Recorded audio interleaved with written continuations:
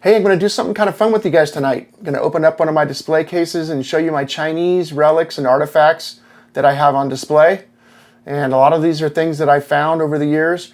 And the things you're going to see cover a time period from 1848 to like 1855. That's kind of generally speaking the heart of the gold rush.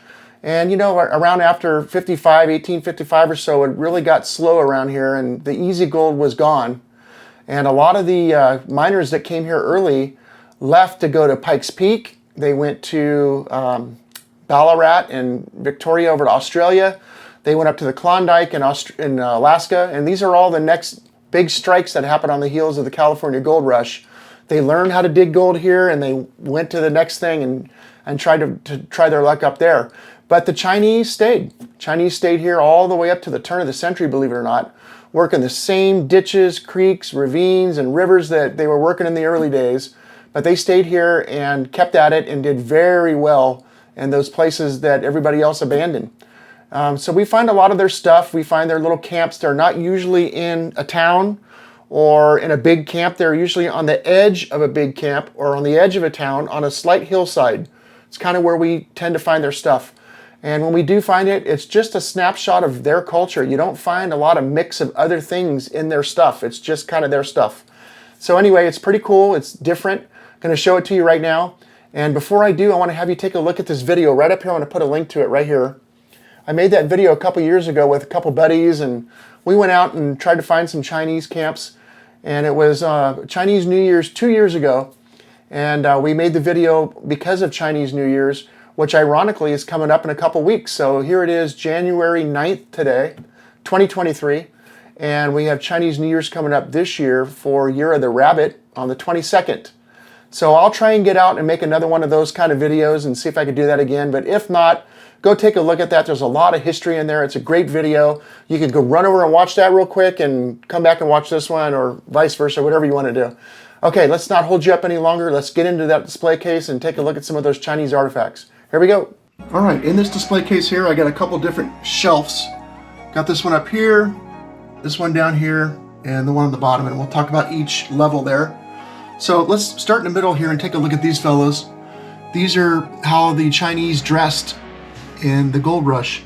And we don't have any early photos, daguerreotypes or tintypes, ambrotypes, nothing really showing them wearing the typical miner's clothes. They wore their own cultural clothing, and it was, as you can see, nowhere near as protective to the elements as what the miners were wearing.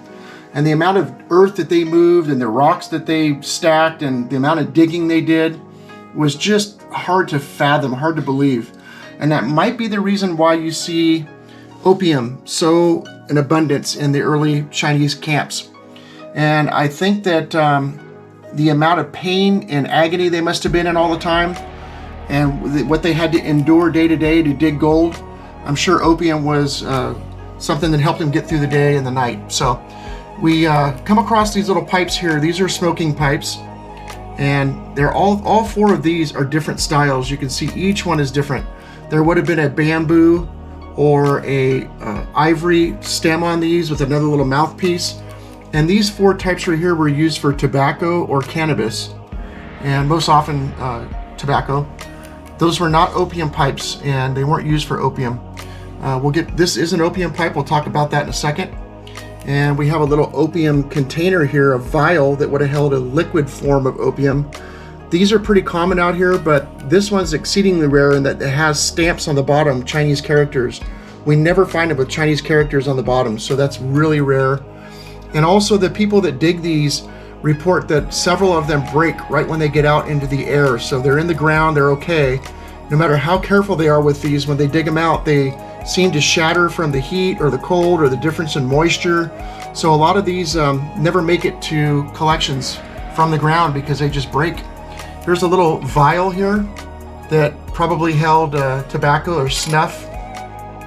Not really sure. It was in a Chinese camp, and the lid just kind of sits right on top there. And it's pretty cool. And when I opened it, it was still, like you see it here, it still had a residue in there of something. Here's a really cool artifact back here. My buddy Tom dug this out on the Consumas River in Amador County. And we're not really sure what it is, but it has that typical shape, that six-sided shape that the Chinese culture likes so much. We see it in a lot of their symbols, and a lot of their snuff bottles, even their alcohol bottles, all were in this shape. A lot of the things that they put on their walls, designs on their walls and paintings had the six-sided figure on it. Not sure what this is. It has a hole on the bottom, a hole on the top. It's made of brass. It's pretty light. It's hollow inside. A buddy of mine who really knows this stuff told me that it might be part of a lamp. So if it was, it'd be an oil lamp, not a lamp that would use electricity. So here's our opium pipe. So I dug the saddle down here, and you'll see that in the video that I showed you a little while ago if you go take a look at that video. I dug the saddle and this little piece down here, and then I was able to get this from another person who dug this, and then I did a lot of research. I mostly went to the University of Washington and looked at their incredible collection of Chinese opium pipes, and I was able to recreate exactly the way that the Chinese opium pipe would have been made and used. And this is the correct size and diameter and everything. It's bamboo, and that's what they mostly use. So I was able to recreate that, and as you can see, it's a beautiful piece now that just sits in my display. And I never did really repair or restore the saddle very much, but as you can see, I just left it the way that I dug it, and I like to look at it that way. But basically what they did is they put the opium in the very top section up there and inhaled through a little hole back here. There's a lot more to it than that, the way that they had to light it and everything, but it was a vapor that they were inhaling, not a smoke. It was like a vapor. So then there's this piece back here. A lot of people would have just left this in the ground or threw it down or put it in their pouch and took it home, but I knew what it was right when I saw it. And it's the weirdest thing. It's a piece of brass, came out of a Chinese camp. And no, those are not Chinese characters on there. What that is from the Dross tools they used to scrape out this little piece up here. To clean this, they had to constantly clean it because there was a resin that formed quickly. And they would use this to scrape their tools on to clean their tools off before they put them back in here. So you could see that this was used heavily on both sides. And I recognized it as a Chinese artifact and brought it home. This is a Chinese opium tin. It's just an empty tin box, soldered. And on the top they had stamps. Sometimes on the side you'd see a stamp, but mostly always on the top. And they say funny little things like sweet dreams, or sometimes they'll have the name of an area or a supplier on there.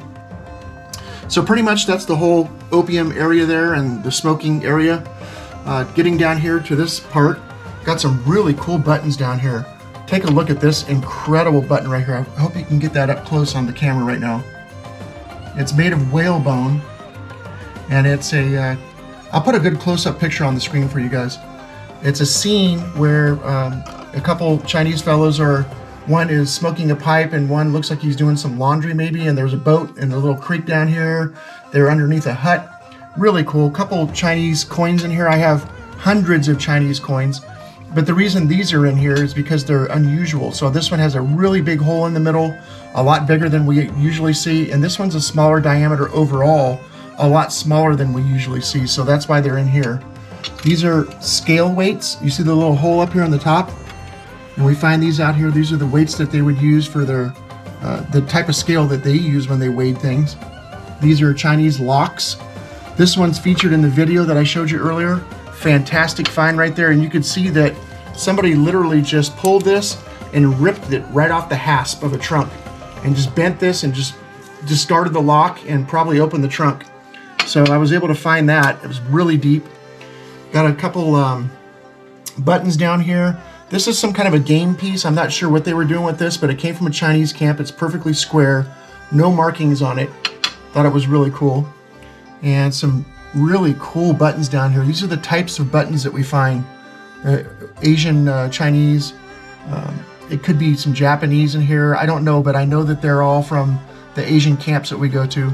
These are the little ball buttons that they wore, and they're little buttons that they sewed on to their frog smocks, and their smocks would attach. There was a little loop up here on their clothing that they would come across this and twist it over this, and then it would hold their clothing shut. Those are called ball buttons.